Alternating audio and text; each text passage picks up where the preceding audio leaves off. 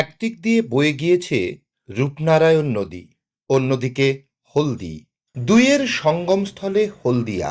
এখানে নদীবন্দর ঘিরে তৈরি হওয়া শিল্পাঞ্চলই এখানকার অর্থনৈতিক ভিত্তি। আর নদীর মতোই প্রবহমান হলদিয়ার রাজনীতি। একটা সময় ছিল পেট্রোকেমিক্যাল শিল্প ঘিরে গম গম করত পূর্ব মেদিনীপুরের এই এলাকা। দেশি বিদেশি শিল্পপতিদের নিত্য আনাগোনা ছিল।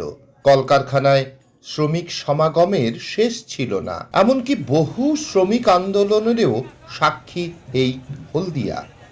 একসময়ে হলদিয়া শিল্পাঞ্চলকে বাংলার গর্ব হিসেবে গড়ে তুলেছিলেন দোর্দণ্ড প্রতাপ সিপিএম নেতা লক্ষণ শেঠ। হলদি নদীতে সূর্যাস্তের রঙের মতোই এখন ম্লান সেই গরিমা। বরং শ্রমিকদের কর্মসুরক্ষা বিঘ্নিত হতে হতে এখন হলদিয়া প্রবলভাবে থাবা বসিয়েছে পরিযায়ী শ্রমিক সমস্যা। 26-এ এই বিধানসভা কেন্দ্রের মূল নির্বাচনী ইস্যু হতে চলেছে এটাই। পরিযায়ী শ্রমিকদের ঘরে ফিরিয়ে আনার ব্রত গেরুয়া শিবিরের।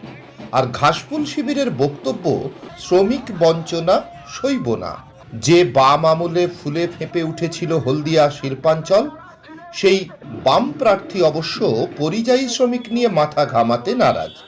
তিনি জোর দিচ্ছেন শিক্ষা শেষে সামগ্রিক কর্মসংস্থানের উপর।